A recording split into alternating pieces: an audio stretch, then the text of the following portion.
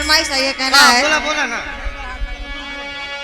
ए चपक सूता हो, ए सैया चपक सूता हो, ए राजा रजाई से ना जाई गर्दन सपक सूता हो, राजा रजाई से ना जाई गर्दन सपक सूता हो, राजा चपक सूता ना, ए सैया चपक सूता ना, राजा रजाई से चपक।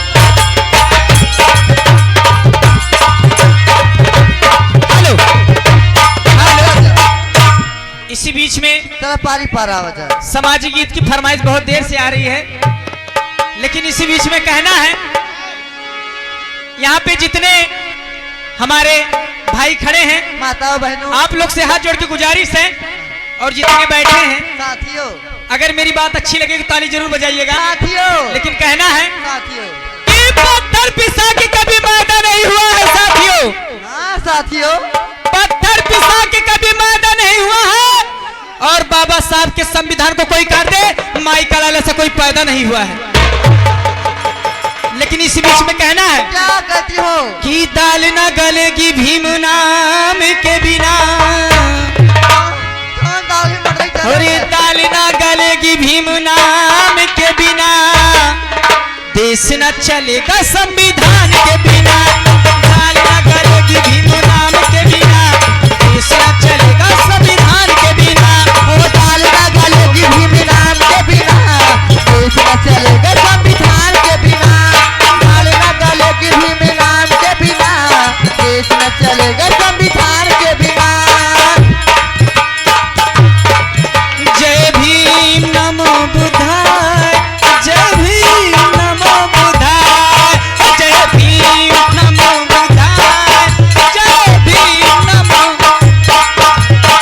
इसी बीच में कहना है किसी के पेट से पाप, कहना है किसी के पेट से पाप तो किसी के पेट से सांप पैदा होता है साथियों, किसी के पेट से पाप तो किसी के पेट से पाप पैदा होता है साथियों। भीमा वो माई थी, भीमा वो माई थी जिसके कोख से बापू का बाप पैदा हुआ था साथियों। झूठे मूठे वादे करे नेता सारे, हक न मिले रे गरीब बेचारे, को सारे हक न मिले रे गरीब बेचारे। जय जय जय जय भीम, जय भीम, जय जय जय जय भीम। जय भीम।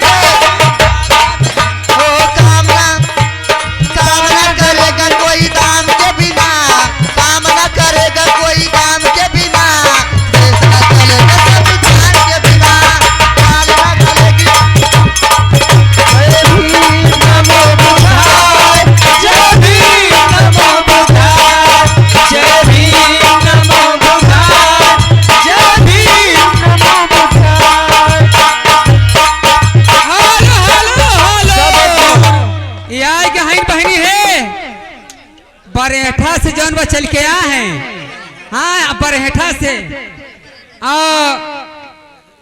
अरे हमरे उनके जीजा हैं हो, उनके अशोक के बेचारू खुश हो के 10 रुपया दिए का दिए तू हचक ना बा दे दे हचक के। हो हमको तुमसे, हमको तुमसे, हमको तुमसे बड़ी मोहब्बत है, हमको तुमसे बड़ी मोहब्बत है, हमको तुमसे,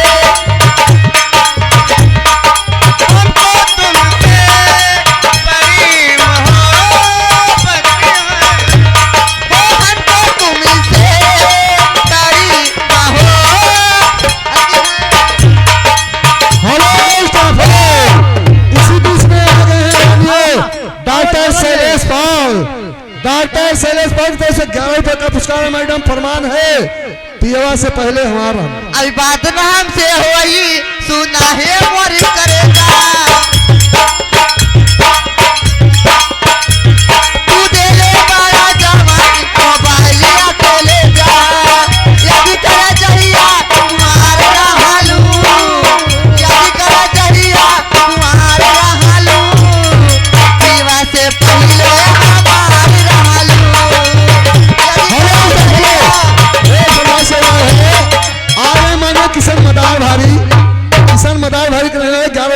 पुरस्कार मैडम। पिया टूट गई कमर का धनिया ना, इसी के साथ आप लोग अंदर जाइए। चलो चल जाओ। हे पिया टूट गई कमर कर धनिया ना, पिया टूट गई